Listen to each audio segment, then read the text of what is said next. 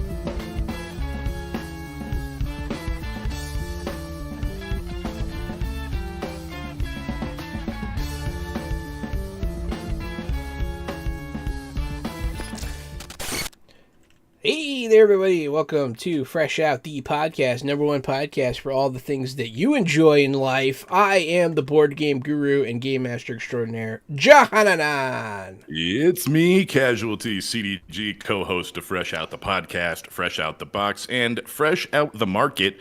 It's a brand new podcast where we go to the grocery store and eat things and then run out the door, try not to get caught. And I am the professional media and movie mastermind, the Funhouse, Drew Munhausen. I would, being as my profession is in media and movies, I don't think I'd do too well on Fresh Out the Market, to be honest with you. Yeah, it's really sort of about who's the slowest is going to get caught, right? So it's between me and you, because I bet Jahan can cook it. I can cook it. That's true. I'm not good in the grocery store at all. Like I never know where things are and struggle and take 3 times longer than I should to find any one object. And my wife sometimes gets annoyed with me in that situation. So that sounds like watching you play video games. It's just such a slow, methodical process. It's very painful to watch. It's very similar, actually. I'd say that's a pretty apt comparison. Instead of just finding the one thing you need, you got to go see every single thing. You got to do all the collectibles. Not me, man. I can walk into any grocery store and I just have this sense of exactly where the Chips Ahoy are. Oh, yeah. And I feel like if you know where the Chips Ahoy are, what else do you need? It's called that. Hey, let's be it's called clear. fat Like, guy if you need feeling. me to find the cookies or the Chips Ahoy, I'm good. But it's like when you need some other random object, that's maybe a little bit more gray area as far as what or where it could be. Like, is it in the, our man breasts just undulate in the direction of snacks? I guess so. What did you forget recently at the store, Drew? What's got you all wound up? Did you I forget actually was something? Did you trying to fail find remember. something recently? Yeah, I'm trying to remember, and I You still can't but it remember. was That's something- not good, Drew. It's That's something not very odd that I like. Typically, it's something I end up passing 3 or 4 times though, and then end up eventually finding it and realizing it. You know the flour is on the baking goods section, not in the floral section, right? No, you know what it was? I was looking at one point for like a pepper jelly, like a certain kind that you could put on cream cheese and use like with wheat thins or crackers or something. Okay. And so at first I was Okay. looking in like the jelly and condiments, which in some stores it may be there. And in this particular case it wasn't. And it was actually near like the bakery where like the fancy cheeses are, not like the processed stuff that's in the cold section, but like up front where you can get whole blocks of cheese. It was like up there. It's in that area. That's a strange spot for that. Sounds like Right. Drew That's had a get together and didn't invite me. No, this was Sounds actually like- at a why would store he need in to have Oklahoma. cream I was out of town. Oh, I was at a get together, but it was not in town. Okay. Yeah, that's get together food, cream cheese and jam. Look, To be fair, had I been doing that here, I still wouldn't have invited you. But Yes! for this one time, I can use the excuse that I was out of town. That's fair. I appreciate it. I feel like I'm not going to get a lot of chances to talk about what kind of jelly I've got right now, so I might as well just slide this in here. We picked up a ghost pepper red chili jelly because everything's red chili or green chili in New Mexico, and it's bomb. It's straight up Sounds good. bomb. It goes hard. Yeah, I like that kind of stuff. I like those kinds of flavored jellies, and just like dump it on some cream cheese, get some wheat thins. I'm happy. Great, Put it on a and sandwich with some peanut butter. oh boy, this has gone off the rails quickly, but in a way that I actually fresh really out enjoyed. the market. This is this. Oh, we're doing box first, right?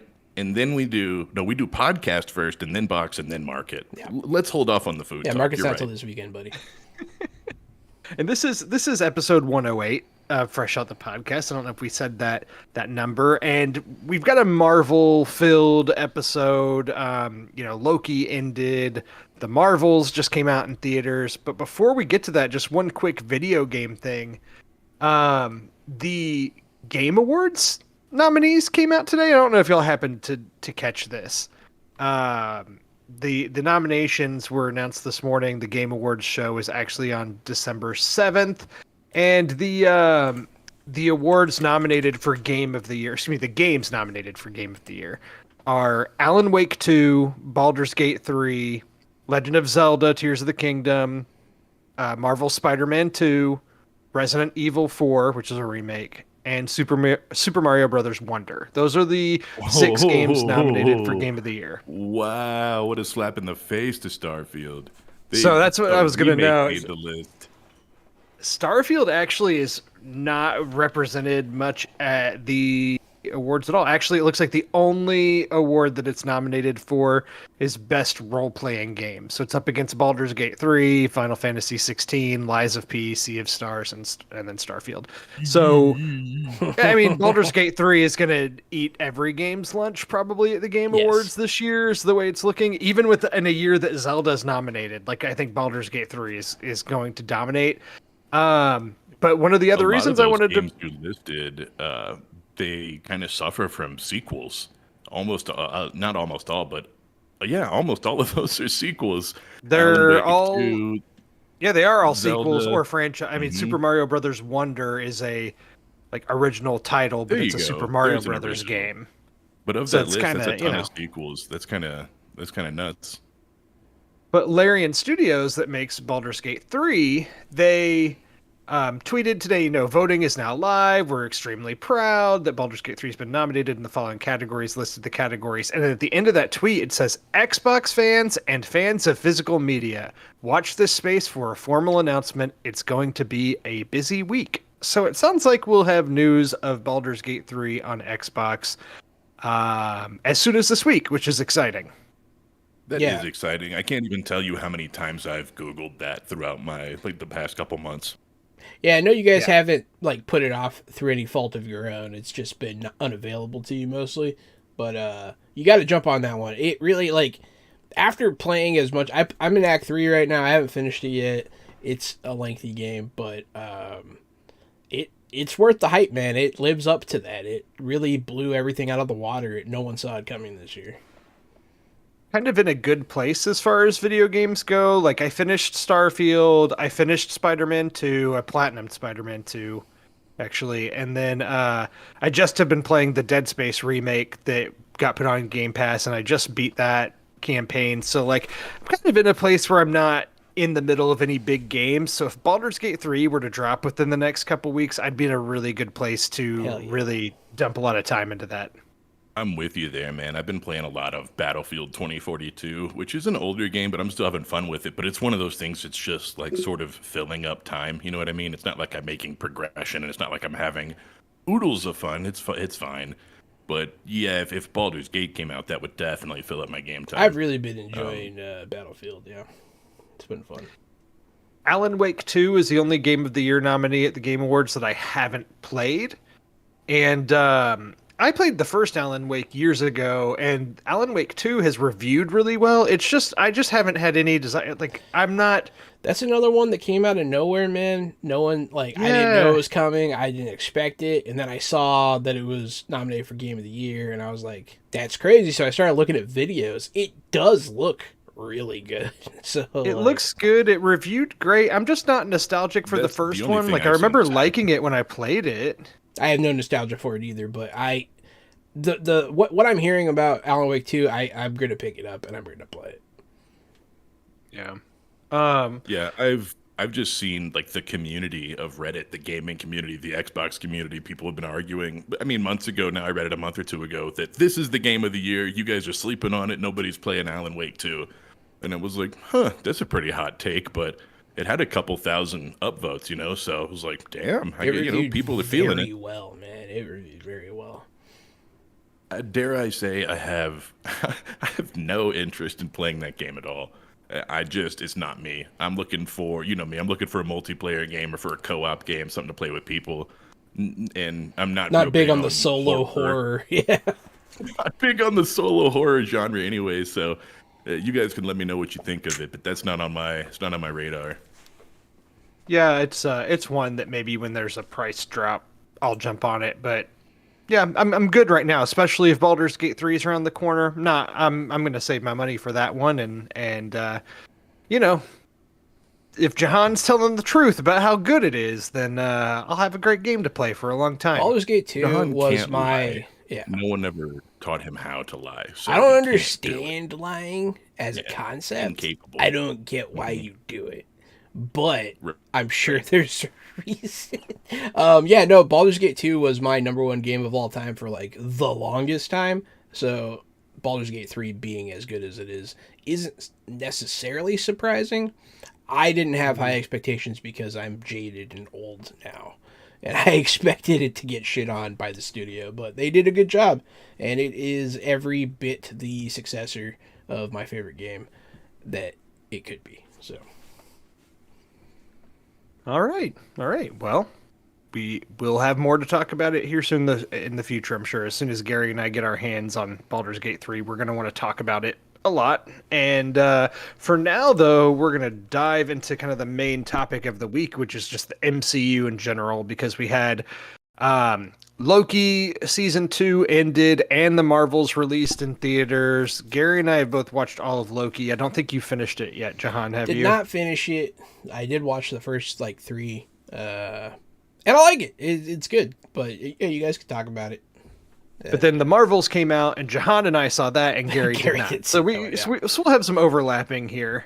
There's a Venn diagram, and I'm in the center, and Gary's on one end, and Jahan's on the other. I planned on seeing the Marvels, but then instead, I was made aware that Invincible season 2 was out, and that's all I've been waiting for to renew Amazon Prime. So I watched all of Gen V, the entire series. That's why I didn't go see the Marvels, because my day was eaten up. Yeah. And then also, of course, she was gotten sick, so we didn't want to go out this weekend and go anywhere while she was sick. So 2 reasons not to see it. You're being I responsible. did take a bunch of other, some superheroes. You know, I ate my superhero, my fill still. Well, it's fine because in the past, I feel like when a big MCU movie came out, we would devote a whole episode to it and talk about it and talk it through. And the Marvels, I don't have that same sense of duty to need to do that because it's like a pretty light movie as far as MCU fare goes, and I don't mean that as a bad thing. Like, it just kind of is what it is. But before we get into it, I want to talk because we didn't record last week, and there was a big Variety article that came out last week, and cover of Variety was just is Marvel in trouble? And it was this whole long article. Jahan, did you read this by any chance? I know I chatted about it with Gary briefly. No, I didn't read it. Sounds like clickbait to me.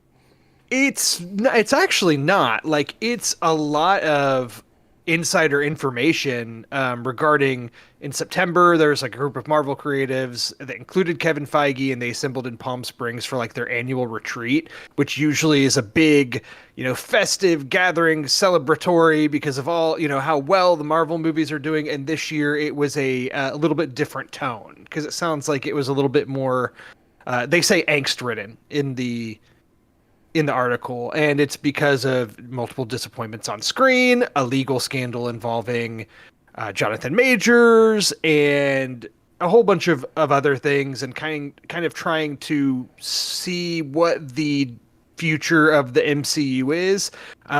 They fired all the Daredevil writers. Yep, that all falls into it. They're kind of starting that show over. Apparently, they even discussed pivoting to a different villain than Kang as far as the big villain in the MCU. Like, can we go to Doctor Doom? Can we do something else? Doctor Doom's the one that's listed. But a lot of the people are saying they're kind of in too deep with Kang right now to pivot that big. Let's see what else. I'm kind of scrolling the article. I feel now like as they could get away with pivoting now. I feel like if they wait any longer, there's no way. But I feel like in this moment, like, it would still be kind of janky, but it would work. And Doctor Doom. Wait for that legal case to play out, and as of October 26th, Jonathan Majors just was in court again and pushed the case back again. So it's still no resolution there. He's trying to get that paycheck before the verdict. Obviously, a lot. No point speculating. Obviously, a lot of things changed in COVID and the pandemic, and then also like Endgame was such a good ending point for where the MCU was, and we're in kind of like this weird middle ground. But the stuff about the Marvels that was interesting, it said here, is let's see, the movie. I'm trying to find the facts here to make sure that I'm not saying anything wrong. So it had its release date moved back twice. And then the most recent one was from July to November to give the filmmakers more time with it. And apparently, like, the insider information when this article came out was that extra time didn't help.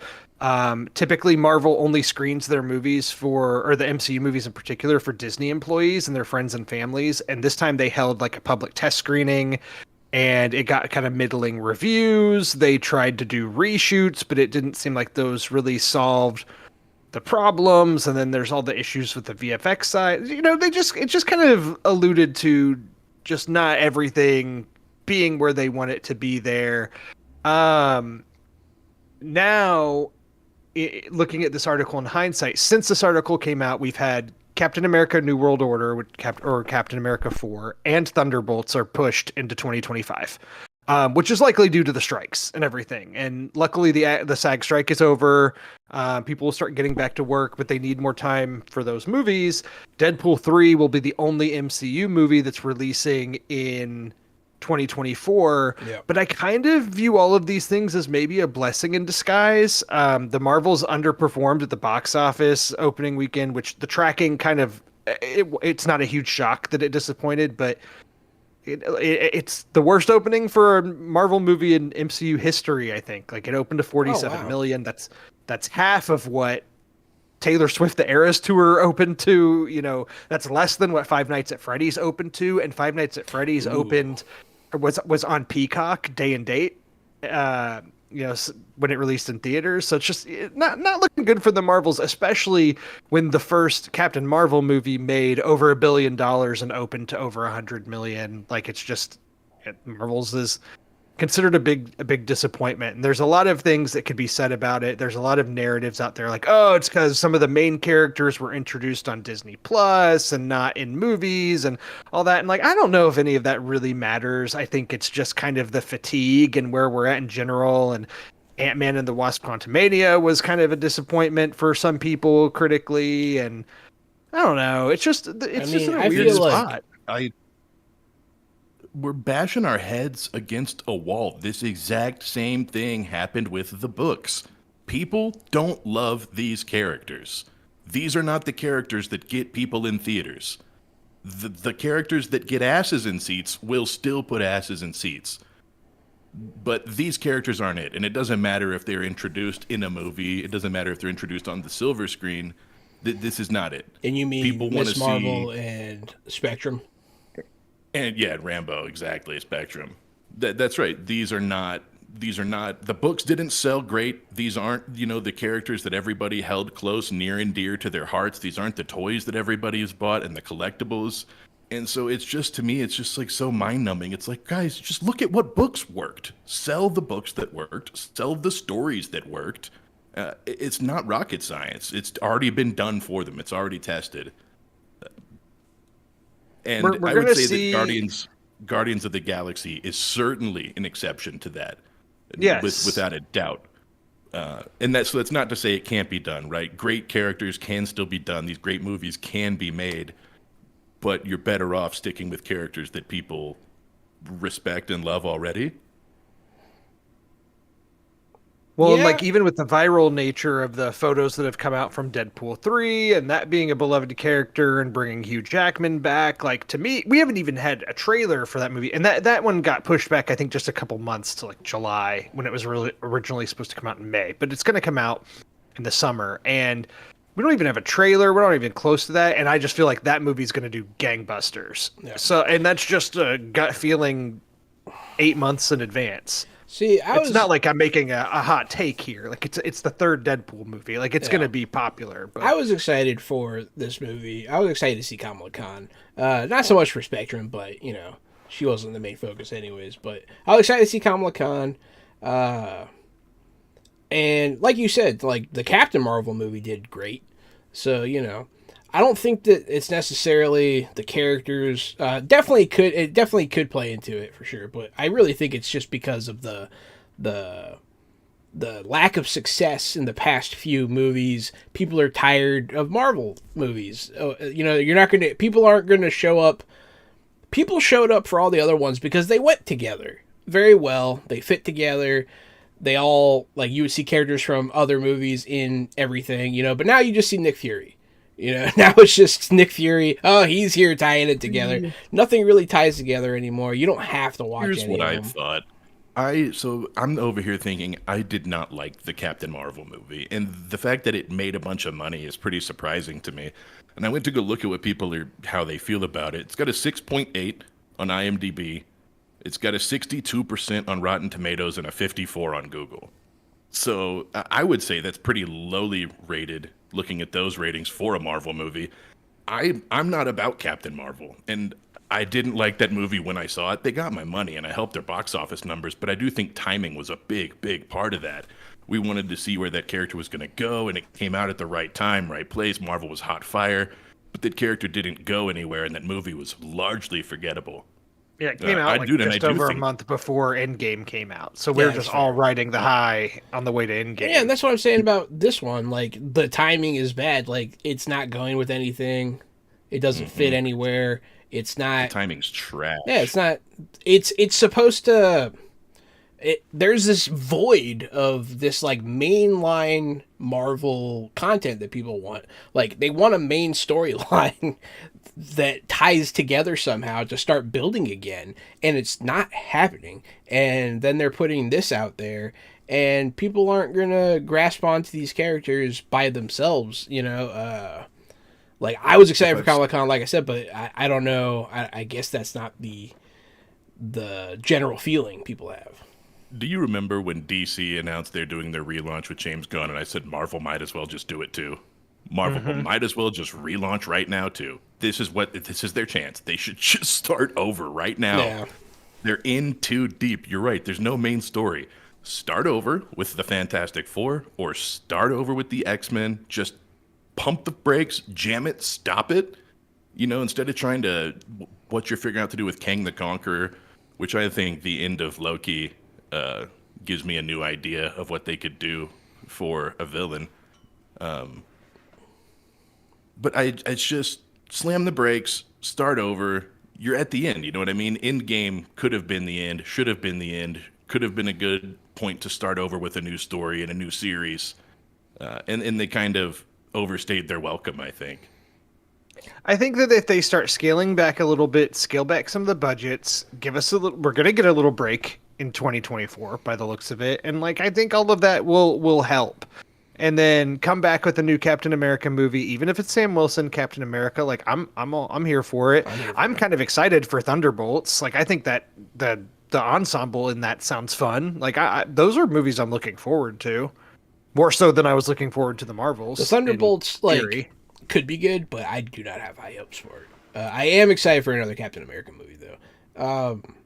I think that after Endgame, because up until Endgame they were building a team. That team had a story. The story came to a conclusion. The team kind of got dismantled and destroyed.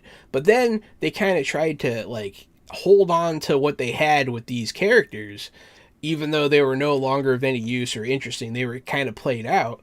They should have started the Young Avengers then and there. They should have started building a new team, because that's what people want to watch, the build and the end, and the build and the end. That's what everybody wants. That's how stories work. And that's why I say go to X-Men or go to Fantastic Four. Yeah. Just let these characters rest, man. I get that now we're in the age of where are they now? Where is Loki now? Where is Wanda now? Where is Vision now? Where are they now? Okay, guys, do that in 10 or 15 years, but for now, go ahead and make a new story. Make something happen. These aren't bad ideas. It's just I don't even know if this is the right time for the content that they're doing. I think if they started doing Loki seasons, 10 years from now, that would be super sick to see where Loki's at now or what he's been up to. While we're talking about it, I mean, what did you guys? You guys watch Loki? How do you like it? How did you like it? How did you feel about it? How did it end? Let's go non-spoilers first. Yeah, I was going to say I want to be very Jahan, I just want to be, cautious of your feelings and everything, because you haven't finished it. So I don't want to, I don't know how wary you are of or what you want us to say or not. But yeah, say what you can. Gary said. Okay. Yeah, Gary, you go ahead. I thought it was crazy. Blew my mind that Jonathan Majors was in the series. I was not expecting it because of his legal trouble. And I was just like, holy crap. And then, of course, I read articles later that's we had filmed some of this stuff already and we had to finish it, and he's in the series, but we don't know if we're going to continue using him. So that, first of all, was a huge surprise to me. As the series, I think Connor, our friend Connor, totally nailed it when he was talking about the final episode. Let me find his exact quote. But I liked it. I liked Loki too. I don't know if I liked it more or less than one. And Sylvie's haircut was terrible. All right, so what did Connor say? His exact quote: "Just finished Loki. I'm not sure I 100% understand it, but I liked it." That's pretty much exactly how I feel. Some of the, time stuff is weird. And so when they try to explain time stuff in a TV show, and it gets sci-fi, and then there's magic involved, and there's superheroes involved, at some point you're just like, whatever, dude. I don't even know what's going on anymore. But I liked the performances. Yes. I think the way you've kind of been talking about it is how I feel. The overall plot and what all happened, I don't know. It's all kind of a bunch of nonsense, and and that's fine. But there are definitely a lot of individual parts of it that I enjoyed. I enjoyed the trip to 1892 or whatever year it is that they 1892, 1893, whatever year they're in. Yeah, the Chicago World Fair. That was awesome. Yeah, 1893. I liked that stuff. I liked this is a slight spoiler, Jahan, but I won't be specific. I liked having to go and find the different variants of the TVA folks and where they were Yeah, at, that was and cool. what kind of contrast that had to their characters as we knew them, or parallels to how they are as we know them. I enjoyed that part of it. There were parts of the finale that I liked. I like one specific part of just Loki physically that I thought was really cool and kind of worth watching the whole series to see it at the in the finale. I also liked oh gosh, what was I even gonna say? I just lost my own train of thought. I don't know. I There's like just that Loki's powers leveled up. That's cool. You don't usually get to see powers level up on screen, but we got to see that, and that was neat. Kihei Kwan. That's what I was gonna say. I thought he was kind of like low key an MVP of the series as Ouroboros. Like in this season, I really liked him, and I thought he was genuinely funny and a Boy. good supporting role. I don't know, man. I'm like 75% on him. I really thought he was annoying a good quarter of the time. Oh no, I thought he was like pretty charming. Um, but yeah, I mean, like you can't really talk about the series without talking about the Jonathan Majors of it all, and uh, you know, I listened to a lot of different podcasts and things that analyze everything, and the Jonathan Majors situation. It's really hard to predict what's going to happen. Like I guess if he's found not guilty, there's a chance Marvel could just continue as planned and he could issue a statement or an apology and they move on, or they could recast him. I don't know. And like you said, Gary, like I don't want to speculate on it too much, but at the end of the day, he's in this series, and regardless of drama, personal drama outside of this show and outside taking this show for what it is at face value, like he's very good in it, and like there is like a presence that he has as his character. I don't know. It's so hard. I'm like I guess I tried to watch this series for the Loki story and separate the Jonathan Majors from the Victor Timely or from the Kang, which could be hard to do. So, no pun intended, but the first time I saw him on the screen, it was like a slap in the face. Boom! I was like, what the hell is this guy doing here? And his performance was great. Victor Timely was great. The guy at the end, the guy at the end of time, the last guy, whatever the hell his name is. Yeah, He Who Remains. He Who Remains was great. But I would personally be surprised if they kept Jonathan Majors because of what the allegations are and because of how they're listed. It's not just one charge of like accidental assault. It's allegedly like 3 or 4 charges. No way. I say no way they stick with him. And I do think that the ending of Loki season 2 was telling in its own way of what they're going to do, of how they're not going to keep Jonathan Majors. Without spoiling it, I feel like they were able to sort of not necessarily write him out, but certainly write him in, write him over there in a corner where they don't necessarily have to use him if they don't want to.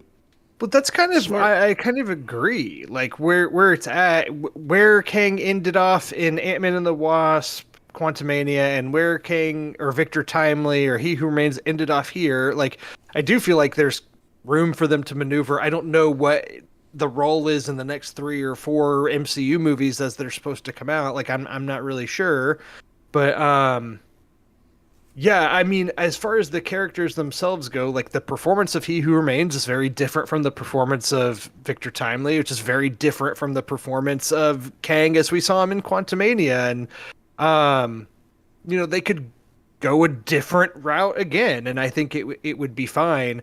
I not to put you on the spot, because this is just more out of curiosity, and I know we're recording live on mic, and I'm not trying to be like controversial, but I'm just saying in a hypothetical world, Jonathan Majors is found not guilty. Marvel says we're moving forward as planned. Jonathan Majors issues a statement, an apology, whatever it is. They move forward. Are you still in, or are you saying like, nah, I'm out? I'm out on this. I mean, I guess I'm still gonna watch them. I'm not gonna say I'm not gonna say I will not watch this because Jonathan Majors is in it. I won't say that. Even if he's convicted now, even if he serves time or whatever, and he makes a comeback in 10 or 15 years, that's fine. You serve your time, you're convicted, you did your punishment. Doesn't mean you can't act, It means you shouldn't be around people. It means you need to go to anger management, probably therapy, maybe some sort of medication. Maybe being a young actor has really taken a toll on this guy's mind, and the sudden fame and money really just screwed his world up and he made mistakes. So I don't think it's fair to say I'll never watch Jonathan Majors on screen. Yeah, regardless of the outcome, whether he did or didn't do it, a lot of actors have done terrible things. And you can't, I don't think you can hold everybody's past against them forever. I'll just be like, that's the guy who allegedly whipped women. I'll always have some shit to say about it. Yeah, like Mel Gibson's literally in a John Wick spinoff series on Peacock right now. Yeah, it's like, people can still work. Yeah, how many times do you need to, people are forgiven. You know what I mean? People are forgiven. And if we find out that he murdered somebody, you know what I mean? That's totally different. But right. Not that I condone what he did, but people are allowed to make mistakes. I found that to be a very eloquent answer. So, well done. Yeah, I was just curious. Again, it's hard to talk about this show without talking about him because it's not like he's just in an episode. Like once he's introduced, he's in it throughout the series. He's a very key part of it. And from a performance standpoint, like he's good in it. Like, yeah. You know? So I mean, he's a great actor. I don't know. I feel differently about things, but I mean, if I'll let the courts make up their minds, and if they find him not guilty or whatever, it is what it is. But I usually have more trouble separating art from artists and that kind of thing, and I'm usually happy sending people down the river and just cutting them out of my life when they do. That's totally fair. Yeah. I'd say that's totally fair. And I apologize to bring it up because I've probably made us spend too much time on it for what we should. That's a great question. I bet a lot of people want to hear those answers. So, but as far as going back to the series and the big picture of things, I think Can I do a spoiler? Can I do a spoiler real quick? That's for Jahan to answer. Oh, he's taking the headphones off. Okay, go. Okay, spoiler warning for Loki season 2. Go ahead, Gary. So, in my perspective, Loki figured out the way how to make the timeline without Kang involved.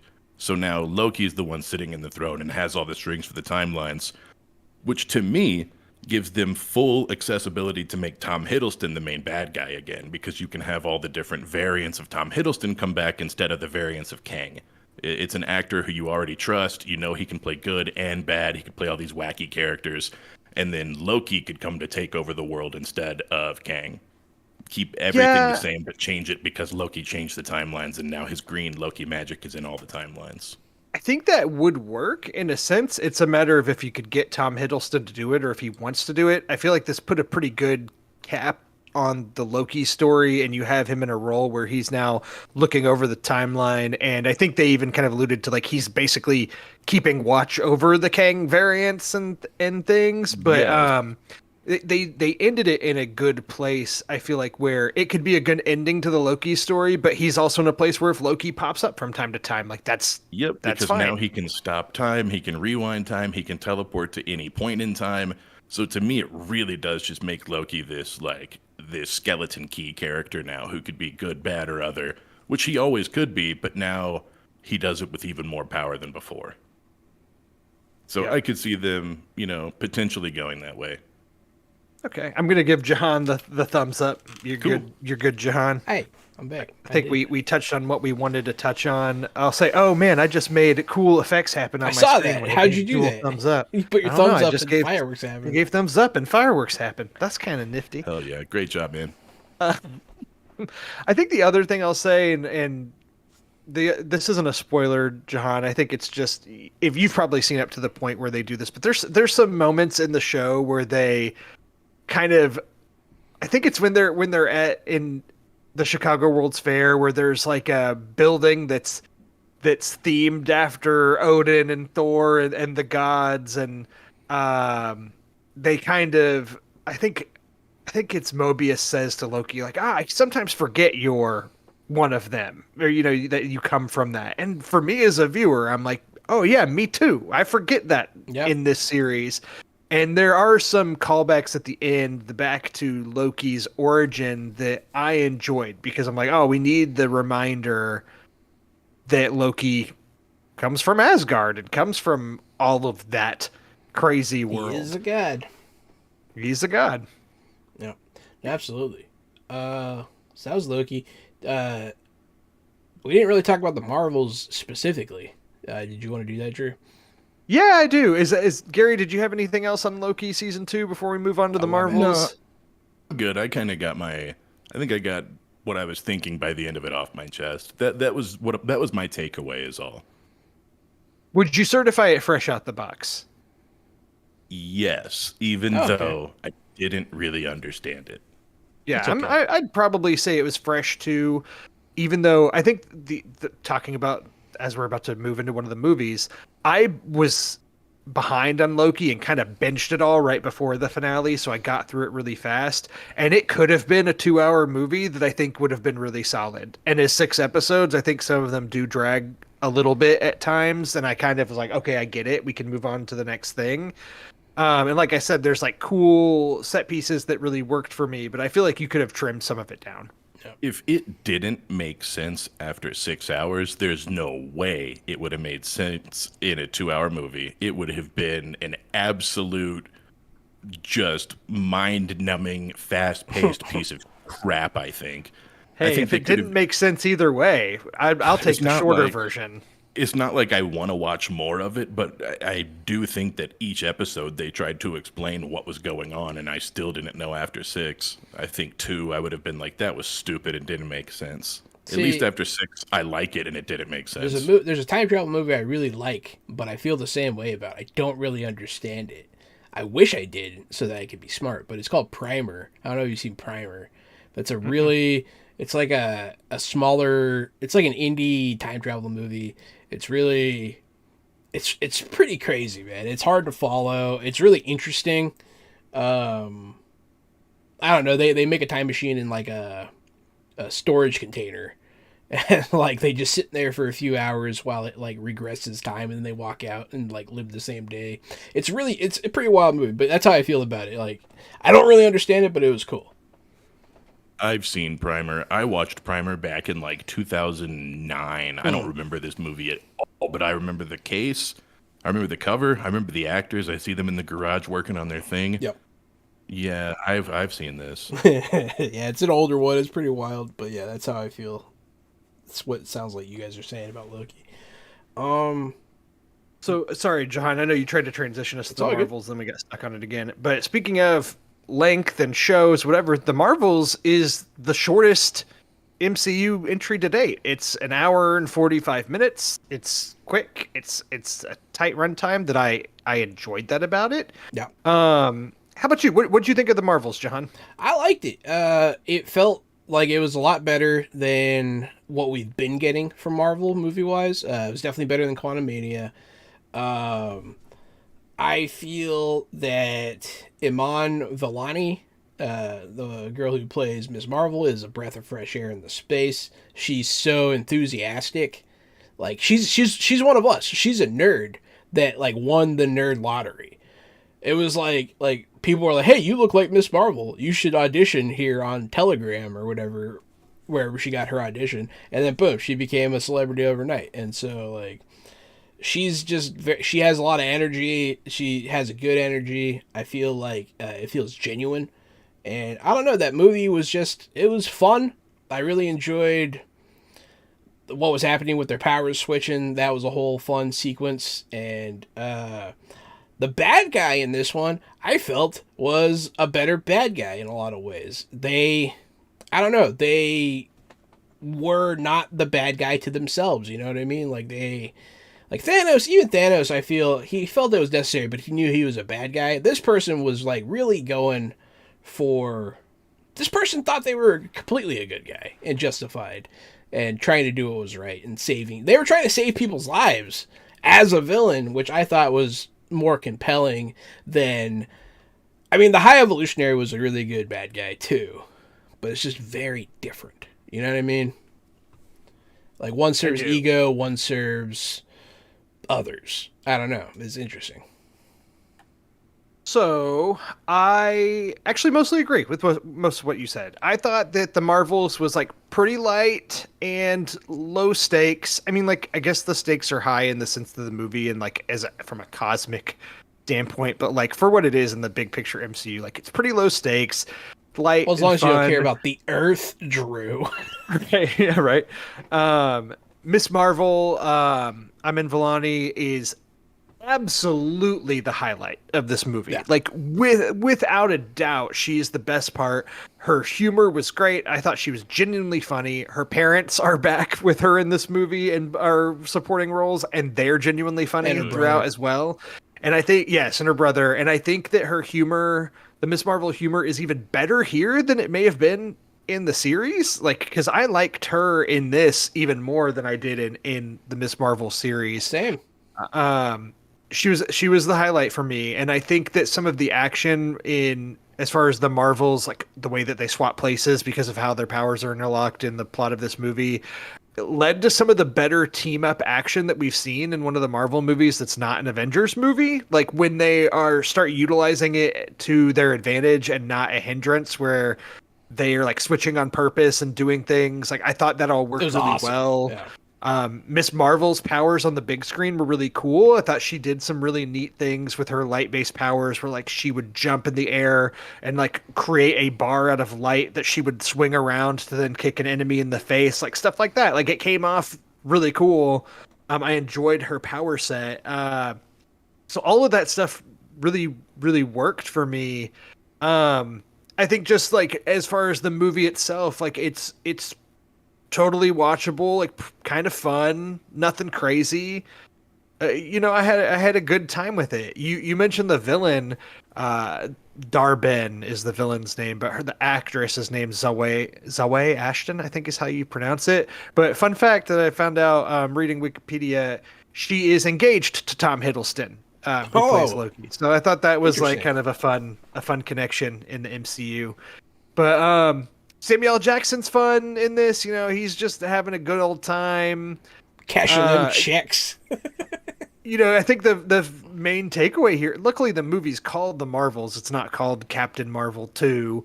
But, Miss Marvel, like I said, steals the show. Captain Marvel and Monica Rambeau are much less interesting to me in They this are, but I movie, feel like they used them to prop up Miss Marvel, which is what they should do because they're trying to create this new hero, push them forward. Yeah. Yeah, I agree. So I think this movie set out to do what it was trying to do. Maybe it's because I had read the Variety article and I had low expectations, or I don't know. But I went into this and came out totally charmed and thought it was totally fine. Like I thought it was enjoyable, bite-sized piece of MCU content. I thought it was great, and I think it sets up good future content. I feel like it's a shame that it didn't do so well in the box office, because I feel like people should watch this movie. I agree, and there are some things to, like you said, that it sets up and to talk about. And I want to do another spoiler warning and just kind of touch on it. Yeah. Gary, it's up to you if you want to take some time off, or if you don't mind us spoiling some of the end credits things here. There's two. Well, before the credits, there's a thing. Yes, there's at the end tag of the movie itself, and then a mid-credit scene. And again, spoiler warning for the Marvels. I would like you guys to tell me that way I don't have to go see this and I can just watch it on Disney later. That's fair. I actually feel like the credit scene kind of, like, in hindsight, makes me mad because I don't trust it. But the one before, I agree. I'm okay with. I agree on both counts. I thought the end of the actual movie before the credits, the end tag scene, I thought was very fun. So Gary, for you who doesn't know, the end of the Marvels is Spoiler Miss alert. Marvel, Kamala Khan. Yeah, major spoiler warning here. Again, don't add us on social media. You're doing this to yourself. Skip ahead a minute or two if you don't want to hear this. So Kamala Khan, Miss Marvel, goes to Haley Steinfeld's Kate Bishop, like to her home and essentially plays the Samuel L. Jackson Nick Fury part and is in, sitting She's in in the darkness. shadows and everything. It's really funny. Yeah, and essentially says she wants to recruit her for a team, recruit Kate Bishop, essentially alluding to the Young Avengers being set up, which people have been guessing that that's what they were building to with some of these younger characters. They also reference what's the name of Ant-Man's daughter? Stature. Thank you. They reference her as well, and the scene is actually played pretty comedically. Like it's well done. Iman Vellani is having a good time here, and I thought this scene was very charming and fun. And I love Haley Steinfeld as Kate Bishop. I was a big fan of the Hawkeye show, probably more than most, and so I was excited to see her back. And oh man, I love the Hawkeye show, dude. I was so excited. I've been waiting for this scene for her to get drafted into the Avengers. And this to me felt less like some of the setups that they've done in post-credits scenes and whatnot in the MCU the past couple of years have led to things like when what's his name? What's the actor's name that plays Roy Kent? Gary, I can't think of it. Oh, Nobody knows that his you name. mean when he was Hercules? Right. Yeah, like when he shows up as Hercules, or when Harry Styles shows up at the end of Eternals, it's like, okay, but are we really going to see these characters again, or when, or whatever? No. Whereas the Young Avengers being set up feels like something they've been waiting for, and that they've held off of the release schedule on purpose because they wanted this to be a surprise. Like, this feels like something that's actually very doable in the near future. You've got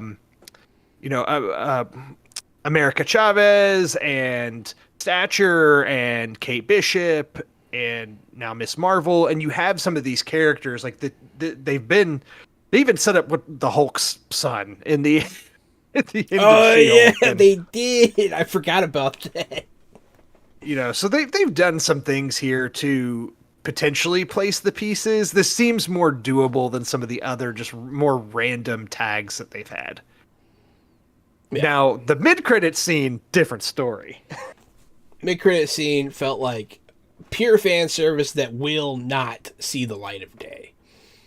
Yeah. So Gary, at the end of the Marvels, basically there's like this big rift that's created in space, as there tends to be in these kind of cosmic MCU films. And the way that the movie ends, Tiana Paris's character, Monica Rambeau, essentially has to sacrifice herself, and she closes the rift and she's on the other side of it. So potentially is elsewhere in the multiverse. And John, do you want to say what happens here? I'll let you describe to Gary what happens here. So she wakes up in a hospital being tended over by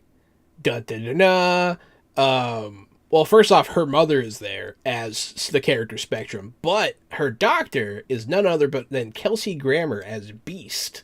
And like Beast looked great. Kelsey Grammer, I believe, has been Beast before, right? And he was in the third X-Men movie back in the day. He was Beast, but in full prosthetic. Full prosthetic.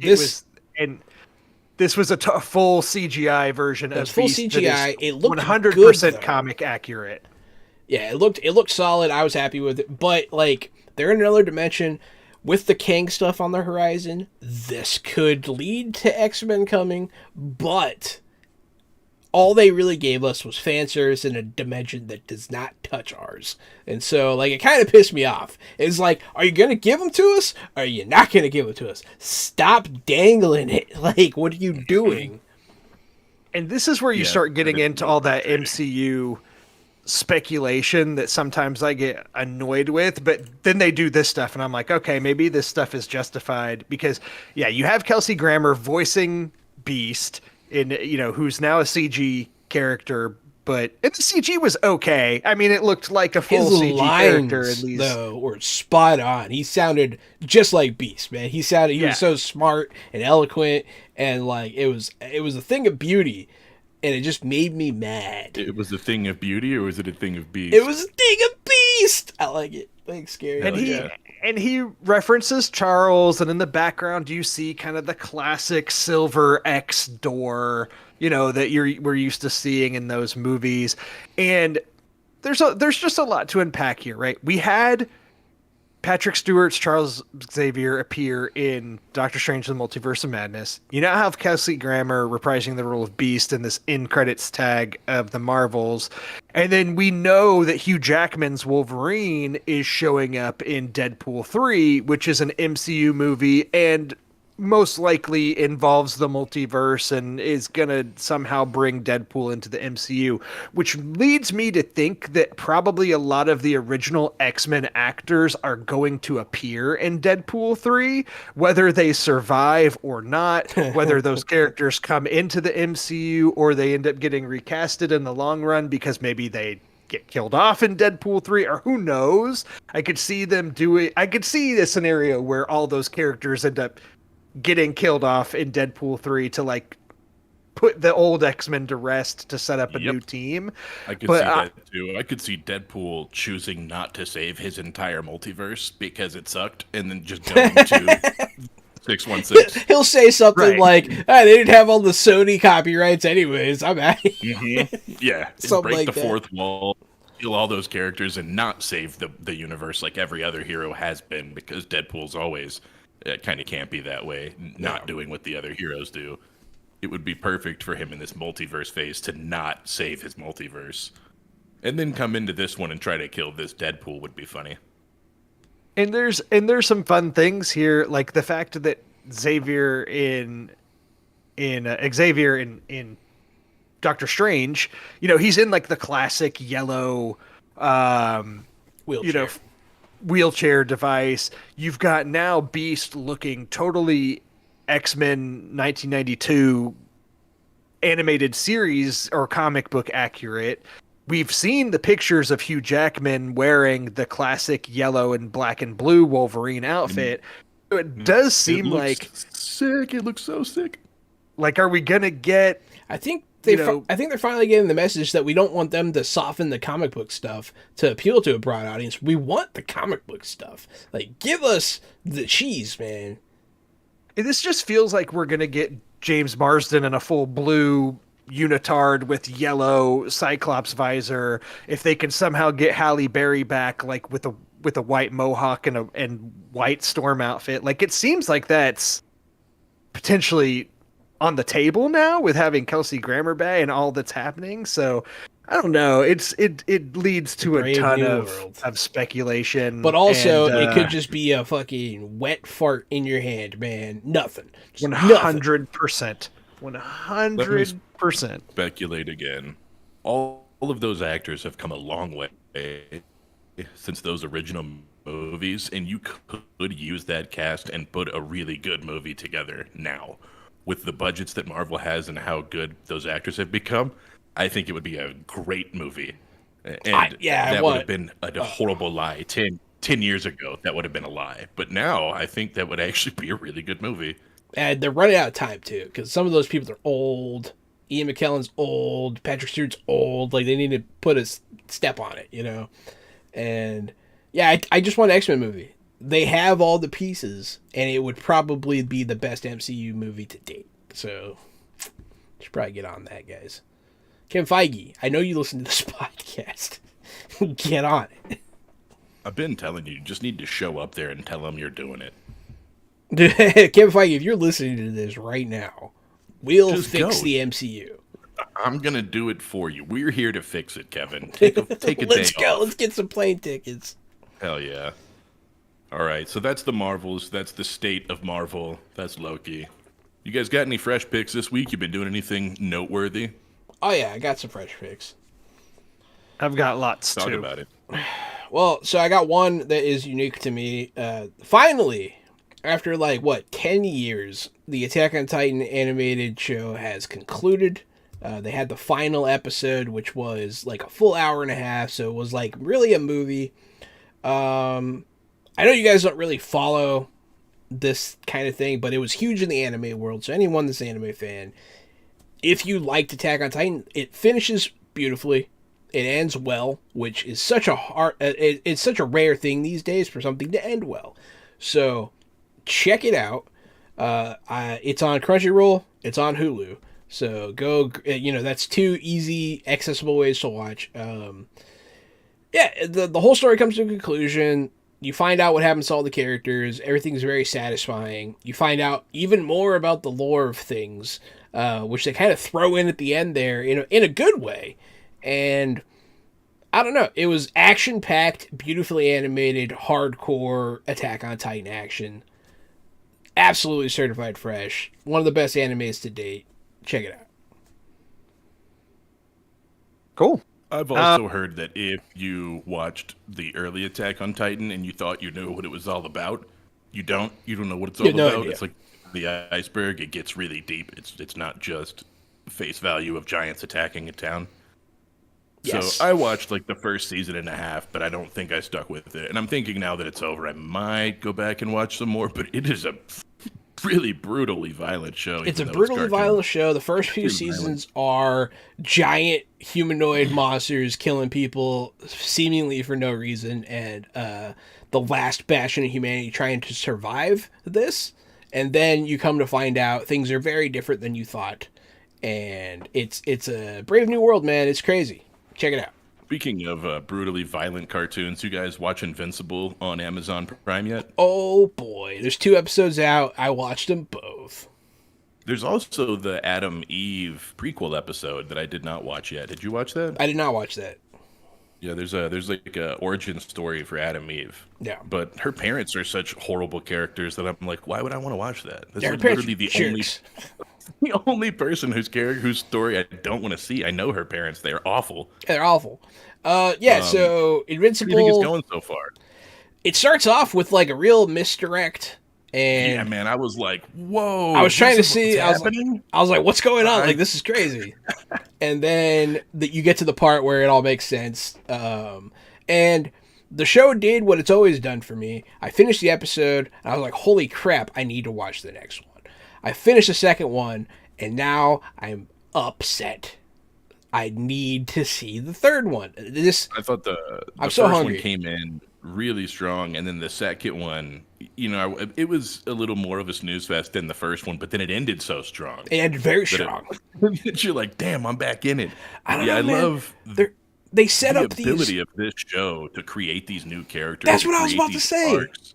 Yeah, man, they could just do it. It's so hard to do, to just create a supervillain. Dude, they set up these supervillains so masterfully that you're like, this character could do the whole season arc. This could be it. And then it's just an episode or two. They come to a satisfying conclusion, and then they do it again. And it's very impressive. How about you, Drew? Did you watch any Invincible? I hadn't even seen the first season. So Oh! yeah, I haven't watched this. Actually, y'all are about to talk about a bunch of things that I have kind of in my stashed away for a rainy day kind of series because all right, don't at me, please. I haven't watched any of The Boys on Amazon, which means I haven't watched Gen V, You don't but need I to watch The really Boys to watch want Gen to V. because Gen V sounds like X-Men The Boys. You don't have to watch The Boys to watch Gen V at all. Nope. They're just in the same universe. You don't. They don't. It's There not are a some prequel things that or you'll sequel. understand a little better, but like barely. Like it's fine. You can watch Gen V without watching The Boys at all. And I just watched all of it. But Invincible. Let's stay on Invincible. They're both on Prime. You should watch them both. I said it for the first season of Invincible, and I'll say it again here. Invincible is probably one of the greatest pieces of superhero media available. Ever made. And the fact that it's existing in our lifetime and coming out in our lifetime, we're able to watch it live is awesome because I think Invincible will stand the test of time. It's almost proof There of are- a higher being. The stories are so good. The characters are so good. The voice acting is great. Invincible Season 2 is so far great. I love it.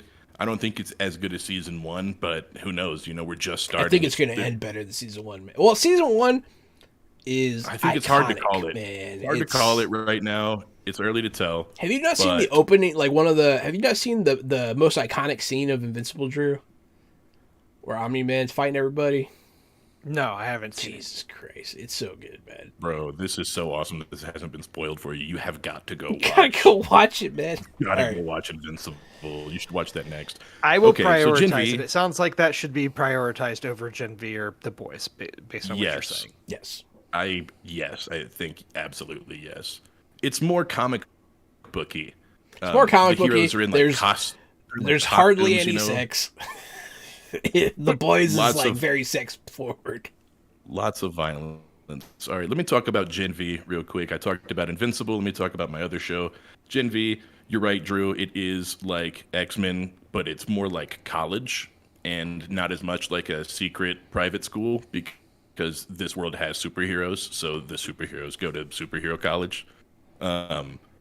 But in that universe, in the Boys universe, everything always ends worse. Everything. It's always worse than you thought it was. Always. I've And so always- that's it. I've always Go felt ahead, like John. The Boys and Gen V is a more realistic look at what people would do with superpowers. Because, like, when you think about it in superhero media, like, people get powers, and then a lot of them do the right thing, and some people become supervillains. But in this show, like, people are still just perverted jerks that just want to get Most away of with the doing time- horrible things. A lot of times they have god complexes because they've had superhero powers their whole life and get away with whatever they want and do whatever they want. So a lot of superheroes are super dicks and abuse their powers. That's the setting. But also in a very cyberpunky way, the way every single story is written is that there is no happy ending. It just gets worse every time. Every single episode, every single characters, every single story, it started bad and it's getting worse. And I love that. As you're watching the series, it's just so you want these heroes to win so bad, and no matter what happens, every situation just gets more. It and gets more worse and hopeless. worse all the time. It's pretty great. This show The has the power sets are power great. sets of the main characters are really cool. There's one character who has a very strange power, which is to literally be like aggressively trans. Like if you hit her, then she turns into a guy. But then if she wants to go fast, she turns back into a girl. But then if she wants to beat your ass, she turns back into a guy. So I thought that was an interesting power that you just Yeah, are there super it's a trans. gender fluid character that can actually shapeshift, which is really interesting. And a The very actor, compelling actress character. that played them. Yeah, great job. The actor, actress. There's both that play them, and they switch back and forth, and they're phenomenal. I love that character by the end of it. Jordan's a great character. I think my favorite character, Hilarities did left a little bit to be desired. I thought he was a little flat. Andre. I liked Andre, but he is a little more boilerplate. I feel like the best character for me is going to be Cricket. I think she's the most. Cricket was she nailed it. I think she's one. I think she's the best actress in the whole show. Period. She kills the performance.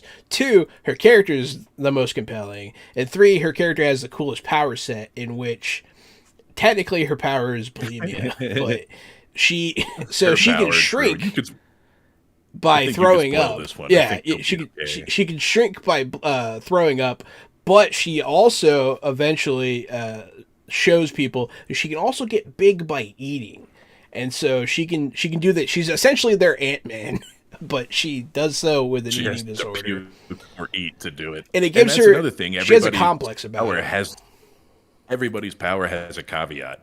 No one's power is just fine. They don't just get to use their power. It always sort of sucks for one reason or another. Like the main girl has blood-bending powers, and she cuts herself. And the more blood you use, the more stuff you spin around, the more tired and exhausted you get. So literally everyone has a drawback. So it's really fun to see how the drawbacks play into the stories. Also, Gen V Are they all can't recommend hour-long it enough. Hour-long I think they're episodes? 40-something minutes. Yeah, I think they're sub-hour. Yeah, so Okay. Okay. It was There's just 8? easy to watch through a whole weekend. I was parked in front of the TV all day Saturday, and I watched 7, and then I watched the 8th one the next day. I knew I had Invincible to watch also, so I was just ready to get after it. But those 2, Invincible, Gen V, what an absolute fun watch. I loved it, and that's like a reason why I don't feel like I missed out on the Marvels, is because I watched both of these, and they were very good. In Very good. Gen V, watching 6 episodes was like watching 2 movies. As someone who saw the Marvels in theaters, I do recommend you see it in theaters. I thought it was a good theatrical showing. And I, support movie theaters, go see it, add to the box office, whatever. That being said, did you need to see the Marvels opening weekend? No, I think you're fine. So, I think you'll be just fine. I mean, and I guess the same thing could be said with Gen V, right? The whole series is out now. It's been coming out week to week, and I don't think there was any reason for you to watch it week to week. But I do think now that it's done, you should certainly check it out. I really enjoyed it. And I saw the friends of ours, I was surprised that Ben Mayer was a big fan of the show because it's such a very violent show that I didn't think his household would watch it, right? But it's just very enjoyable, and the stories are just great. Great stories, great acting. Maybe not great acting. Maybe I'll reel that back a bit. There's some really good acting, man. There's some, but overall, maybe the acting wasn't great. I really like the Holes guy. The first episode, you'll just be like, "What?" As soon as it ends, because you haven't seen The Boys and you don't know what to expect out of this universe, you're just gonna just be like, "No, what? Nuh-uh." It's filthy. How'd you like that? How'd you like that white-haired guy, Chahan, in his dorm room whenever he was trying to do the thing to the black girl? Yeah. 10 out of 10, huh? Yep. That's what you get. That was great. It was So great. good. It was cathartic. So I would say, we've been watching this week to week, me and Jen. She loves it. I love it. It's a really good show. I'm a huge fan of The Boys as well. Once again, you don't have to watch The Boys to get this. And the first season of The Boys is great. It's spectacular. It's awesome. The second two are good. This, I feel, holds up with the first season of The Boys. No problem. It might be better in some ways. I really like the show. I certify it fresh, absolutely. If you like shows like Umbrella Out the Academy box. or Misfits or anything in that realm, this is probably the best one of that genre. I liked Umbrella Academy a lot. I think I like this better. Yeah. And it sets up perfectly for maybe having a season 2 or maybe not. Who knows? Who cares? My understanding that's it is for that me. this leads directly into the next season of The Boys. That is it for me for shows, and I don't have any movies this week. I got a game I'll talk about later. I'll then transition into talking about a few shows before I go into some other movies. First, I want to talk about The Curse. And Gary, I'm assuming that you do not have access to Showtime or Paramount Plus with Showtime or Showtime through Hulu. No, but I will say that I no longer have the what was I using before? Sling. I was using Sling so I could watch AEW. I watched my fill of AEW. I'm good for now. And so now we go back to Prime. And then I think Netflix is next on the docket. Well, I do wish you had it just so that we could talk about this show together. I watched The Curse, the first episode of The Curse, which just premiered this past Friday on November 10th. And The Curse is the newest show created by Nathan Fielder and actually co-created with Benny Safdie, one of the Safdie brothers, who he's been popping up in all kinds of things recently as an actor and behind the camera. But so the newest Nathan Fielder series, it stars Nathan Fielder and Emma Stone. And what they're doing here is, this is a scripted series in quotes. So this is not like The Rehearsal where it is,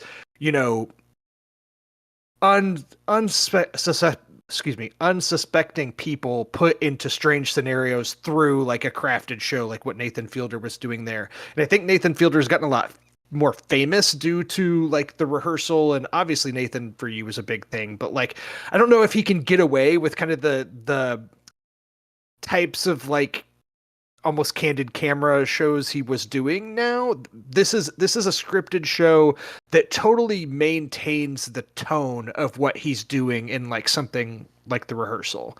And essentially Emma Stone and Nathan Fielder play a married couple who are starring in like an HGTV-esque reality show.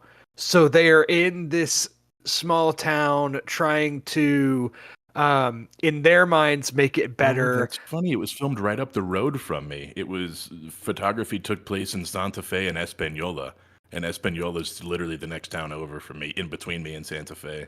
And Espanola is the like main town where it takes place. Like they're trying to basically make this town into something, but may also be gentrifying the Oof. people of the town in doing Oh so. man. So I don't wanna make any enemies in Espanola, but that place, I've watched some documentaries and stuff on it. It's not doing well right now. It had a really bad heroin problem for years and really bad drug problems, really bad poverty problems. It was originally the capital of New Mexico, and then they just decided to move it to Santa Fe and just leave all the poor people behind. So Espanola's never quite recovered. So a couple of white people there trying to change the neighborhood. I can only imagine how well this goes for them. Yeah, so it's all so, and then Betty Safdie plays like the producer of the show, and he's just, the show opens with them, talking to this mom and her son, and they're giving the son a new job at their this new coffee establishment they're opening in town. And the producer immediately is like, she's not crying, and like she needs to be showing more emotion, and they're literally wanting to like put drops in her eyes and do things to make it look like the mom's been crying for like the emotional side of the TV. So it's totally spoofing on reality TV production and what they do to get the shots that they want. There's a great scene where Nathan Fielder's character gives $100 to this young girl in a parking lot who's like collecting money for her family, and then as soon as the cameras are he thinks that they're off, and he tries to take his $100 back because it was just for for on camera. It's like that kind of stuff, but with Nathan Fielder's awkwardness and improvisation that really works. And he and Emma Stone actually have surprisingly good chemistry, and she's, an Oscar-winning actress, and he holds his own around her, and she's able to fit the tone of this too. The first episode has tons of awkwardness and goes to some pretty crazy places, and I'm excited to watch more of this. So I believe there's going to be 10 episodes total released weekly. This is so funny. The first episode is called Land of Enchantment, which is what it says on the state of New Mexico signs when you come in here. We're the land of enchantment. And then the third episode is Cuesta Lane, and Cuesta is the next town to my north, as opposed to Espanola, which is to the south. So this whole thing takes place up and around here, which I like. Yeah, so that's The Curse. If you like this style of show, if you liked The Rehearsal, if you like Nathan For You, you should absolutely check it out. But this is only on Showtime, so I'm watching it on Paramount Plus with Showtime. Yeah, so that's The Curse. I certified fresh, I suppose, for now. As all of Nathan Fielder's work seems to be on this show. It sounds pretty fresh. The other show that I want to discuss is one that I actually was able to view some screeners of in advance. So this is Monarch: Legacy of Monsters. This is the Godzilla universe show that's going to be premiering on Apple TV Plus this Friday. So I think the first 2 episodes are available Friday. I've been able to watch like the first 5 or so. Look, But essentially, Shahan loves a good kaiju. Is this something that needs to happen? Did this need to happen? I mean, it Doesn't sound remains like to be seen. So here's the thing. I'm not the biggest fan of the 2014 Godzilla movie that came out. Like, for me, it's so-so. And I thought Kong Skull Island was okay. And Godzilla vs. Kong was like kind of dumb, but kind of fun. And Godzilla King of the Monsters was like, man, I like big monsters though. So I can deal with those things being silly. This is a show that it takes place in that world. Like, we see flashbacks to the San Francisco Godzilla fight that happened in the 2014 movie. And essentially now we live in a world where people know that these monsters exist, and there are emergency protocols for towns and things. And it kind of deals with like the human aspect of the fallout of those events. And when there are monsters on screen, it actually looks pretty good. They put a lot into the budget of this, seemingly. And it's an Apple TV Plus production. So there's money behind it. The kind of gimmick of the show here that's interesting is there's the stuff that takes place in the present, and Kurt Russell's in the show, and he's great in it. And anytime Kurt Russell's on screen, this show works. It's when he's not on screen, I'm like just waiting for him to be back on it.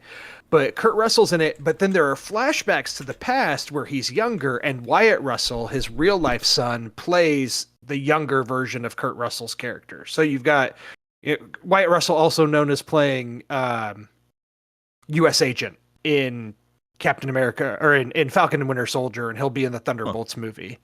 I didn't know that was Kurt Russell's son until right now. Yeah, so Kurt and Wyatt Russell play the same character in the show in flashbacks, and like I said, Kurt Russell, good. Anytime Kurt Russell on screen, good. Anytime Kurt Russell not on screen, but what about when Wyatt Russell's on screen? He's fine. I mean, he's not. Into the I like Wyatt Russell in general, but yeah, I mean, we'll see what happens with the show. Here's the description of the premise of the show on Wikipedia. It says, following the epic battle between Godzilla and the Mutos? The Mutos? It's like, It stands for something. Sure. Yeah, whatever.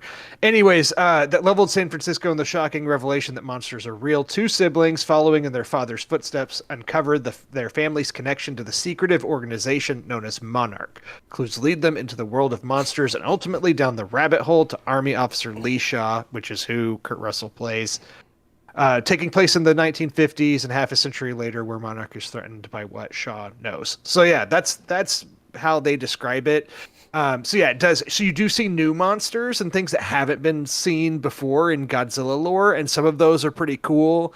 Jahan, I'll put it this way: I'll be really interested to see what you think of this show when you watch it. If you're into kaiju and into Godzilla, I am not the biggest Godzilla person, but I am a Kurt Russell guy. So I like Kurt Russell, but this show is like kind of mid. I guess was my takeaway. Pacific Rim, except maybe worse. And I don't think Pacific Rim was very good. Pacific Rim had its moments, but overall was not good. Yeah, it was cool when the robots were fighting the kaiju, and it wasn't good when the humans were on screen. And this sounds like it's got even more humans on screen and less giant robots. Who's the leader of Monarch? Is it the Mighty Monarch? Oh yeah. That's a Venture Bros for you, Drew. Worth noting that the first two episodes are directed by Matt Shakman, who also directed all of WandaVision and who is also directing the Fantastic Four movie for Marvel. So they shouldn't make the Fantastic Four movie, even though earlier I said I was going to say that. Fantastic Four. I stand by that they're a bad team, and I don't think that the show should have happened, and it makes I don't think they're a bad team, but I don't think that they can support a good movie. I think that they're fine in the corner. Drew, how fresh is this Monarch? It's like right in that line. If it ends really strong, it could be fresh. You say that every episode. You try to tell me something's on the line. You got to pick one, bro. Is it fresh or snug? After 5 episodes, it's not quite fresh. It's not quite fresh. I didn't think so. They don't even get to Kurt Russell until the end of the second episode. And so, they're premiering the first 2 episodes, so you won't even get to see Kurt Russell in action until the week after the show premieres. And once he's in it, it starts ramping up. I did find some of the world building to be interesting, but otherwise it's just like, okay, like let's get on. There's a lot of humans here and not very many monsters, which is the problem with the Godzilla verse for me. Yep. That is always the problem. We're here to see giant monsters. And if you want to make a thing about humans fighting them, that's fine. Refer to Attack on Titan. That's humans fighting giant monsters. Oh, man. People were using omnidirectional gear to zip around and cut up Godzilla with swords. Yeah, I'd watch that. Now you're talking. All right, Drew, what else you got for us? I'm not in a rush to see the Monarch, but I was kind of feeling the curse. I would like to watch it. Yeah, I would. The curse fresh, the Monarch. But I'll put it this way, Jahan. I'll be interested to get your take on Monarch should you choose to watch it. So, the movies that I wanted to talk about really quick, two of them are Netflix releases. One is in theaters and on Peacock. So I'll talk about the Netflix ones first. And the first one is The Killer, which is the newest David Fincher film. The director of such movies as Fight Club and Seven and Gone Girl and Zodiac and The Social Network and a bunch of great movies. I've seen some of those. Yep. Yeah, his newest film is his newest film's The Killer, and it stars Michael Fassbender as an assassin, and kind of looking at his life and what it takes to be an assassin. And naturally, a job goes poorly, and so it is all about the fallout of this one job being poorly and kind of how this World of Assassins works. And at the beginning, it's pretty funny because he makes it clear, like, being an assassin is very boring. It's a lot of sitting around and waiting and listening to music and just getting your vibe right so that when it is time to do your job, you can. Until this one goes wrong, and then it's a really interesting look into, what happens in this World of Assassins when things go wrong. It is Grosse Pointe Blank's plot in a way, but I bet this is much better than Grosse Pointe Blank. It's very good. I would say it's like, I'm a big David Fincher fan, and because of this, I've been rewatching all of David Fincher's movies leading up to this. I've literally watched all of them leading up to this. Did you like Panic Room?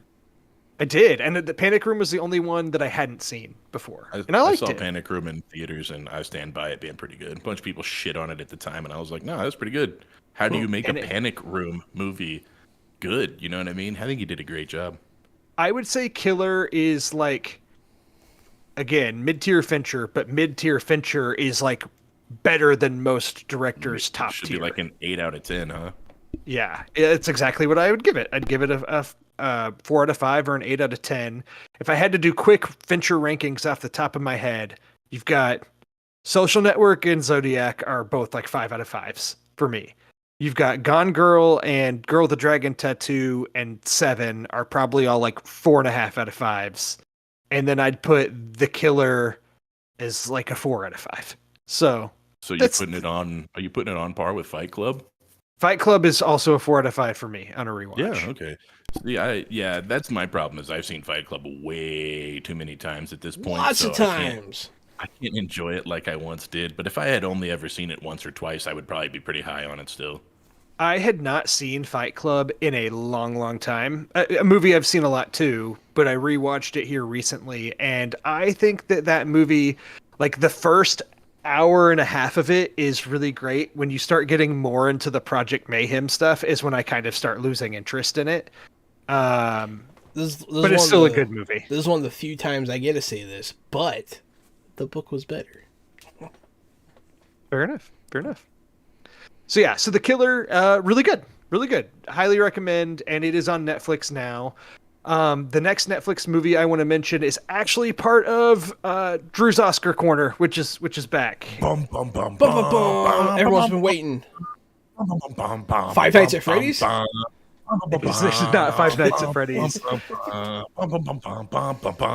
This is a movie called Nyad, and it stars Annette Bening and Jodie Foster, and it's a biopic. This is a total like awards baity biopic where Annette Bening and Jodie Foster will probably be nominated for Oscars. Jodie Foster, at least, almost guaranteed. It's like a sports drama film. It's about a real life person named Diana Nyad, who in her 60s swam from Havana, Cuba to Florida Keys, in like 50 something hours. And it took her multiple tries. She tried to do it in her 20s. Couldn't do it then. And then it was like this unresolved dream for her. So in her 60s, she did it again. And spoiler alert, if you know your history, this happened in like 2013. She did it.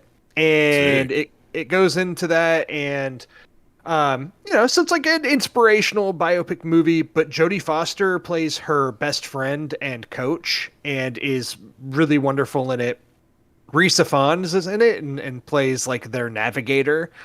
And he's really good as usual as well. But this is directed by Elizabeth Chai, Vasarhelyi, and Jimmy Chin, which names probably aren't going to ring any bells for you, just me saying their names, but they're known for, they've made some really good documentaries, and they did Free Solo, about the free solo climber that won Best Documentary at the Oscars a couple of years ago. And they also did The Rescue, a documentary about the cave rescue for the Thai soccer team. And those are actually really, really well made documentaries. And so the I actually documentary, saw that one, man, it was crazy. yeah, it's really good. Solo, And that's so funny. their documentary filmmaking style lends itself really well to this story, which is their first narrative feature, because there's a lot of it filmed out on the water, and it looks almost like, and they intercut a lot of archive footage of the real Diana Nyad with Annette Bening, who plays her here in the movie, and it's pretty seamless and done pretty well. So the movie's totally fine, serviceable. I saw it was on the top 10 of Netflix the other day, so it seems like some people are watching it, but this is 100% like just your stereotypical awardsy performance showcase movie. Like the movie itself is probably like a 3 out of 5. It's totally fine. The performances are really good. If you're watching it, you're probably watching it for the performances, but it's solid enough. That's funny that you mentioned it was on like the top watched. When I started watching Gen V, it was like number 7 on Amazon, and then by the time I was done, which was just 2 days, it moved up to number 3. And Invincible is just stayed at number 1 since it came out. So yeah, you got to see that top stuff. It's current, right? And oh my speaking God. of top stuff, No, it's terrible. I also watched this. You watched it? Oh, I want to see it. Yeah, dude. It's on the Paramount Plus, like Drew said. Yeah. And it's on Peacock. Peacock, that's right. It's on Peacock. Did you mention Thank what you. we were talking about yet?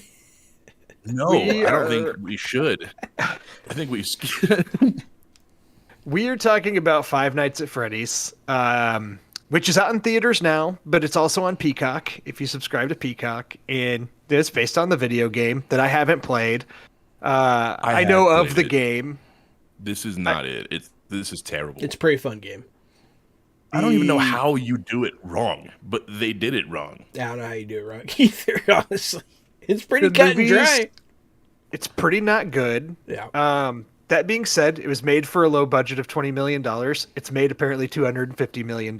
So this movie's making good money. You know, it's very profitable. It seems like people that are a big fan of the games, people that love the games and love the lore, are apparently really liking this, and it has a lot of fan service. For me, as somebody that didn't play the games and isn't familiar, this is like pretty not good horror movie. First off, it's only rated PG-13, which is fine. There's lots of PG-13 horror movies that I like, but this definitely felt... I would have loved to see like super gory animatronic kills, and this is not that. It's just not. And the actual design of the animatronics look really good. I thought that the animatronics and Freddy Fazbear and just like the game. The animatronics look great. Yeah, the design's good. They look good in motion and whatnot, but then, you know, that's it. It's not utilized well. It's the plot is a whole bunch of nonsense that just like it feels like it's barely hanging together with duct tape. Barely? It's just rough. And it's almost 2 hours long, which is just it's abysmal. Like I was definitely so bored. much. in the middle Freddy's a of it. bear, in case people didn't pick up on that. Yeah, we know, Jahan. There was so much that was like in the real world, in the character's life, like about him and his sister and at his house, and then detectives and stuff talking to him. And it was like, bro, this just needs to be in a security closet at a Freddy Fazbear. Yeah, that's the whole movie. It doesn't need to. It just needs a panic room kind of setting. It doesn't need multiple scenes. It doesn't need extra characters. It needed one set. Correct. set. It needed one set, and it was such an abysmal version. It was hard to watch. I hated every second of it, even though we did watch it. I watched it out of the corner of my eye. I never turned it off, but I ended up putting video games on while it was on. I could have done a lot better without it. The brief I could have made a moment- better movie. Like the brief moments where it's doing the video game thing of like looking at the cameras and the animatronics are there and then they're gone and being stalked by them throughout the restaurant. That's the best stuff in the movie. It works, and that's like a tiny part of the movie. Should have and been then the it's a whole movie. Yeah. It's a whole bunch of Correct. just nonsense of this guy who can't hold a job, and his younger brother was like abducted, and now he looks after his younger sister and trying to get, custody. And it deals with all this stuff that, like, I don't really care. I No just one kind of want to cares. see the Actors- animatronics. The actors didn't care. Everybody phoned it in. No one gave a shit about that at all. They were there for the animatronics. Yeah, it's a pretty rough go. I thought it was pretty bad. What do Pretty you bad. say? You giving it a 2 out of 5? I'm calling it a 3 out of 10. I gave it a 1.5 stars Yeah. out of 5 is what I gave it on Letterboxd. So 3 out of 10. Yeah, 3 out of 10. Yeah, I'm with you. Not good. yeah, it's pretty bad. It's pretty bad. I've got a video game I want to talk about real quick. It came out while you were out, while we were out, while we had all the scheduling issues, and now the beta's over, so the game is not out. So I want to talk about the finals real quick. I don't know if I talked about it before at the very beginning when it had just came out, but the finals is a 3 versus 3 versus 3 arena game where it's a first-person shooter. There's a heavy class, a medium class, and a light class, and they each have different weapons and different skills. I know what you're talking about. You played it? That's cool. Yeah, man, I played it. I got Lee to play it. We were playing with Xavier. He ended up playing it with us, and then they ended up, the beta ran up. They kept it for 2 weeks instead of 1, so they gave us extra time in the beta. It was a ton of fun. The they I'm talking about is a Swedish team of guys who left DICE. DICE famously made Battlefield. So the game is a fully destructible environment with buildings and construction towers and skyscrapers and hospitals and all sorts of stuff. And the teams run in, you try to grab a little cube, and you go back and you put the cube in a vault, and then it cashes out. And you have to defend it while it's cashing out, or another team can walk up and hack the box, and then they get your cash out. Each box is worth 20,000 or worth 10,000, and the first team to 20 wins. So you can get 2 real quick and win, or every team can get 1, and it can be, whoever gets the next one wins. It's a blast. With the rockets and poison gas and fire. The big character has a sledgehammer, so he could just smash down walls and knock holes in roofs and like drop the vault a couple floors down so you can steal it.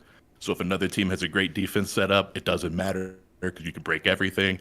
I'm about the finals. It's supposed to come out officially in December, and it's supposed to be free to play. It had a real Fortnite-y look in that everything was bright and colorful and fun, but it's not a battle royale. It's just an arena game, where you're playing an objective, which I love. I'm not a big battle royale guy. And it had different classes and weapons and stuff, which I love. I'm real high on the finals. It's super fresh. To say it's a 10 out of 10 is way early because it just came out and it was a beta, but it slams. It's easy a 9 out of 10 for the finals. I can't wait for the full release to come out. I will be playing the finals. Sounds like I will be playing the finals as well. Yeah, I've seen this. I've seen trailers. It looked really good. I just didn't know how it was going to be. So this is good news. Awesome. Good The news. movement is great. There's zip lines. And I saw the zip lines. I was excited about the zip lines. There's jump pads. There's zip lines. There's everything. You can run across every roof and drop into like the skylight of any building. So the movement's non-restrictive at all. And especially if you're the big guy with the hammer, you could go anywhere you want. We were doing a funny thing where you can tell where people are going to cash out because there's only like 2 spots to cash out. Everyone can see them, so you can camp the cash out spot. And so one time we were running ahead of the other team, and I took my sledgehammer and just took down the entire building where the cash out was supposed to be. So they got there, and it was just rubble in a wide open in a field. It's like, good luck, good luck getting the cash out there, buddy. And, Lee just had shots on him the whole time. They couldn't get to it. So just, fun stuff like that. I love being able to shape the terrain, and the movement's great. My opinion is that every first-person shooter is the exact same game, and only the movement differentiates them. Every game has pretty much the same weapons. Maybe the weapons have different skins or make different sounds, but every gun is the same in every game pretty much. The only thing that differentiates a shooter is how well you can move. Can you jump, slide, climb? What makes a shooter Fair. different than the others? Love it. Fair enough. And I guess I'll end it with one last video game. This is a remake. Dead Space. Free on Xbox Game Pass. This is the Dead Space remake I've been waiting to play. I popped it on Halloween on hard mode. It did not disappoint. It made me jump. It, got my blood going. It was difficult, challenging, immersive, and fun. If you enjoyed Dead Space the first time around, the remake is a great opportunity to relive it with way better graphics, better gameplay. It is what you want. So I would absolutely, if you enjoyed Dead Space, check it out. If you've never played it, this is a great chance. Free on Game Pass. I'm not going to dwell on it too much because it is a remake, and yeah. But I'll just say I played this too, Jahan, and really enjoyed it. I had played the original and really liked it. So when they were remaking it, over a decade later, I wanted to play it. And if you're going to play this game, especially for the first time, this is the definitive way to do it. Absolutely, it's really good. I beat it, and I'm playing it again using only the plasma cutter. Yes, and it's challenging. Yeah, that's a tough playthrough. Plasma cutter is really sick though, so The good thing is when you stash all your other weapons, you only get ammo for the plasma cutter, so that helps a bit. That does help. No. Well, hey, that's everything we had for today. Hey, thanks everyone for watching. We're glad that we got to come back to it. Excited for all the things that we have on the horizon, like our end of year debates and awards and it is almost that time. It is almost that time, man. I'm getting excited. The holidays are coming up. It's a great time of year. I really enjoy it. So hey, everybody, thanks for being here. Thanks for listening. This has been Fresh Out the Podcast, and I've been Jahananan, the board game guru and game master extraordinaire. It's me, Casualty CDG, co-host of Fresh Out the Box and Fresh Out the Podcast.